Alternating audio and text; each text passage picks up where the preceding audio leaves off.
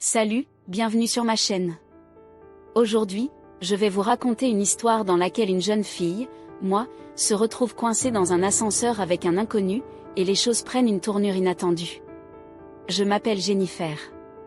Ce soir-là, je suis restée tard au bureau, plongée dans mon travail sur mon ordinateur portable. J'avais envie d'écrire à mon ex-petite amie pour lui dire que je prenais un vol pour New York demain afin de le voir, mais je n'arrivais pas à trouver le courage. Finalement, quand le dernier employé a quitté le bureau, j'ai éteint mon ordinateur sans lui envoyer de message. J'ai pris le cadeau que j'avais acheté pour Derek, mon téléphone, et je me suis dirigée vers les ascenseurs. L'inconnu, de son côté, était aussi pressé de quitter l'immeuble. Il a fait un saut aux toilettes avant de se rendre aux ascenseurs. Lui, il travaille au 42e étage et moi au 49e. Nous avons appuyé presque simultanément sur le bouton de l'ascenseur, et il est entré le premier. Puis l'ascenseur s'est arrêté à mon étage pour que je monte à mon tour. Alors, que nous descenions, nous avons échangé quelques mots. Il m'a montré un dessin sur un des murs de l'ascenseur représentant un homme enfermé dans une boîte dont il ne pouvait pas sortir. Quand l'ascenseur est descendu jusqu'au sous-sol, il s'est arrêté brusquement. Lui et moi étions perplexes. Nous avons essayé d'appeler à l'aide, mais personne ne répondait et nos téléphones n'avaient aucun signal. Dans le sous-sol, un long week-end de vacances avec la Saint-Valentin en plus nous attendait. Si nous ne sortions pas aujourd'hui, nous serions piégés ici pendant plusieurs jours. J'étais nerveuse, car je devais prendre l'avion. Après avoir discuté de la situation, nous avons compris que personne ne viendrait nous chercher et qu'il faudrait se débrouiller par nous-mêmes. Il a essayé d'ouvrir les portes en forçant, mais rien n'a bougé. Nous avons ensuite tenté, tour à tour, de soulever les panneaux du plafond de l'ascenseur, mais sans succès. Finalement, nous avons décidé d'attendre. J'avais soif, il m'a proposé son eau ou le vin qu'il avait emporté du bureau. Après quelques petites chamailleries, j'ai accepté l'eau. Je buvais, et au bout d'un moment, je devais aller aux toilettes. Cela faisait 4 heures que nous étions coincés et je continuais à me retenir pour ne pas me soulager devant un inconnu. Il m'a suggéré d'utiliser un thermos que j'avais dans mon sac. J'ai résisté, mais j'ai fini par accepter quand il m'a promis de ne pas regarder et de se boucher les oreilles. Pour passer le temps, nous avons discuté de tout et de rien et mangé des bonbons que j'avais pris au bureau. En parlant, nous avons réalisé que nos vies n'allaient pas si bien que ça avant cette aventure. Nous avons finalement décidé d'ouvrir la bouteille de vin pour nous remonter le moral. Heureusement, nous avions tous les deux un tire-bouchon dans nos sacs. Nous avons partagé nos histoires de vie et puis, pour nous divertir, nous avons sorti un papier et des stylos pour nous dessiner l'un l'autre. À un moment donné, il m'a avoué qu'il m'avait vu plusieurs fois dans l'immeuble et qu'il m'aimait bien. Il était très charmant, attentionné et j'ai commencé à l'apprécier de plus en plus. Nos échanges chaleureux ont été interrompus par un bruit à l'extérieur. On aurait dit le gardien qui faisait sa ronde, mais comme d'habitude, nos appels sont restés sans réponse. Son dessin était assez réussi, mais le mien le représentait avec des crocs et une bouteille à la main. Je voulais plaisanter le dessus, mais j'ai eu soudain peur qu'il se sente offensé. Au contraire, il a trouvé la caricature amusante. J'ai sorti mon téléphone pour prendre une photo de son dessin et lui ai promis que si nous sortions vivants d'ici, j'en ferais ma photo de profil sur mes réseaux sociaux. Nous avons échangé sur ce que nous aimerions manger, car nous commencions à avoir sérieusement faim. Puis, nous avons pris un selfie ensemble. Il m'a suggéré de parler de quelque chose d'intéressant pour éviter l'ennui. Parmi les sujets qu'il a proposés, il y avait le sexe. J'ai accepté d'en discuter, mais j'avais envie de rendre la conversation plus intrigante. Mon téléphone, toujours en main, m'a donné une idée. J'ai lancé l'enregistrement de la caméra et lui ai demandé où il avait eu son expérience sexuelle la plus inhabituelle. Il était embarrassé. Alors, j'ai pris les devants en racontant mes aventures dans une bibliothèque. Puis, j'ai dirigé la caméra vers lui et il a avoué que rien de tel ne lui était jamais arrivé. Je l'ai alors encouragé à inventer une histoire et il a raconté une scène érotique avec une fille dans une voiture. Nos regards se sont croisés et l'attirance est devenue palpable. Puis, il m'a dit une phrase sincère, « J'aimerais vraiment t'embrasser ». Nous avons commencé à nous embrasser, à nous déshabiller et nous avons fait l'amour sur le sol de l'ascenseur. Dans l'intimité oppressante de cet ascenseur bloqué, j'ai senti mes émotions monter en moi, presque incontrôlables. Nos regards se sont croisés et un frisson électrique a traversé mon corps, illuminant cet espace exigu d'une intensité nouvelle. Lentement, nos mains se sont cherchées, d'abord timides, puis se sont entrelacées avec une chaleur brûlante. Chaque mouvement, chaque souffle était une danse silencieuse, un langage secret que nous partagions. L'éclairage tamisé des lumières d'urgence ajoutait un voile mystérieux à la scène, rendant chaque geste plus doux, chaque regard plus profond et chaque sensation plus vive. Je me sentais vulnérable, mais aussi étrangement audacieuse, comme si le monde extérieur s'était effacé, ne laissant que cet instant magique, suspendu entre nous. Allongé sur le sol froid de l'ascenseur, j'ai oublié le métal glacial contre ma peau et la dureté de la situation. Tout ce qui comptait, c'était la chaleur de notre étreinte. Nos cœurs battaient à l'unisson, remplissant l'espace confiné d'une musique intime et secrète. Nos lèvres se sont retrouvées, échangeant des promesses silencieuses de réconfort et de désir. Chaque geste devenait plus intense, chaque toucher plus audacieux. Pour un moment, cet ascenseur n'était plus un piège, mais un refuge, un passe-défense pour une passion aussi inattendue qu'inoubliable. Je me suis laissé emporter, laissant derrière moi les doutes et les hésitations, savourant chaque seconde de cette connexion fulgurante, consciente que ce moment était unique, aussi effrayant qu'irrésistible.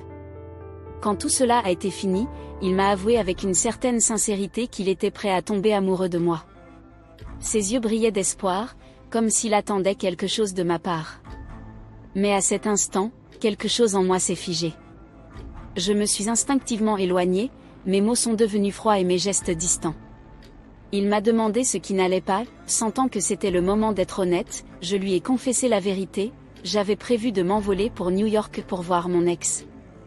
Je lui ai dit que je l'aimais encore, que je voulais essayer de recoller les morceaux avec lui. Je lui ai expliqué que ce que nous partageons, lui et moi, n'était rien de plus qu'une aventure, une histoire sans lendemain. J'ai vu la douleur se dessiner sur son visage. Visiblement blessé, il m'a regardé longuement puis a pris une profonde inspiration. Ensuite, il a dit d'une voix tremblante mais résolue qu'il était temps pour lui aussi d'être franc. Il m'a dit que notre rencontre dans l'ascenseur n'était pas accidentelle. Il m'a révélé que son nom n'était même pas Guy et qu'il n'était pas cet homme charismatique qu'il prétendait être. En réalité, il était un simple agent de sécurité dans l'immeuble et s'appelait John. Depuis des semaines, il m'observait, rêvant de faire ma connaissance. Comme je ne faisais pas attention aux gardiens ordinaires, il avait décidé d'organiser cet accident dans l'ascenseur pour provoquer notre rencontre. Il m'a montré une clé qu'il gardait avec lui, expliquant que c'était elle qui avait bloqué l'ascenseur. Je l'ai vu comme une dernière chance de me libérer. J'ai tenté de lui arracher la clé, mais il m'a retenu et une lutte s'est engagée entre nous. La clé s'est cassée dans la bagarre et j'ai réussi à l'assommer un instant. Mais peu de temps après, il s'est relevé, furieux, et m'a frappé jusqu'à ce que je perde connaissance. Quand j'ai repris mes esprits, John n'était plus cet homme ordinaire que j'avais rencontré. Il semblait transformé, devenu une véritable caricature de la jalousie et de la rage. Dans un accès de folie, il a commencé à fouiller dans mon sac, trouvant le cadeau que j'avais acheté pour Derek, et s'est mis à le fumer comme un cigare. Je tremblais de peur, piégé sans aucun moyen de m'échapper. Soudain, il a remarqué que les panneaux du plafond n'étaient pas bien fixés et qu'ils pouvaient être retirés. Il m'a demandé de l'aider à monter, promettant de nous libérer. Je lui ai menti, prétendant que je n'avais pas assez de force. Il m'a proposé de m'aider à grimper en premier, en me jurant que je reviendrais le chercher dès que j'aurais réussi à m'extraire de l'ascenseur. Je me suis retournée, sans hésiter, je lui ai fait un doigt d'honneur avant de m'enfuir. Son cri de rage résonnait derrière moi alors qu'il parvenait finalement à se hisser lui aussi hors de l'ascenseur. Il s'est mis à me poursuivre, furieux. Quand il m'a rattrapé, une autre bagarre s'est engagée. Dans un dernier effort désespéré, j'ai essayé d'attirer l'attention en allumant un feu dans le couvercle de mon thermos, mais le système anti-incendie s'est activé, éteignant les flammes avant que qui que ce soit ne puisse remarquer quoi que ce soit. Dans la confusion, j'ai réussi à l'attacher avec tout ce que je pouvais trouver. Désespéré, j'ai pensé à utiliser les ciseaux à cigare pour le menacer. Je lui ai ordonné de tout avouer, de reconnaître devant la caméra de mon téléphone qui m'avait piégé, qui m'avait retenu ici contre ma volonté. Terrifié à l'idée de perdre une partie de son corps, il a tout avoué, il a confessé ses mensonges, ses manipulations et même son passé, comment il avait été en prison pour un accident qui avait coûté la vie à son ex-petite amie et comment il avait pris ce travail de sécurité après sa libération. Mais au moment où je pensais que tout était fini, un autre agent de sécurité est arrivé avec sa petite amie. Ce dernier a fini par découvrir les images de l'ascenseur où se déroulait notre bagarre et a tenté de me venir en aide.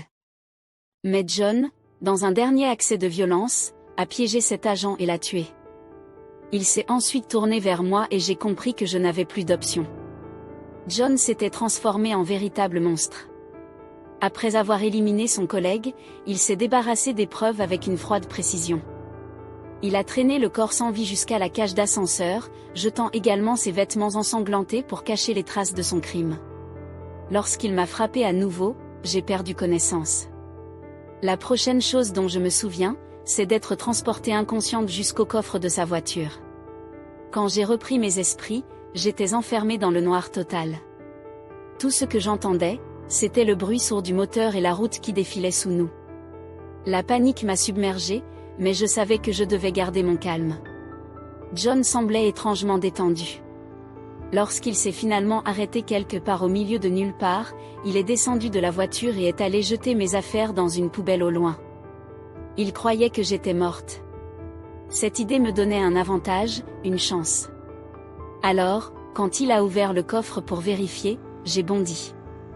Je l'ai frappé avec un bidon d'essence que j'avais trouvé dans le coffre, puis j'ai sauté à l'avant de la voiture, allumant le moteur dans un mouvement frénétique.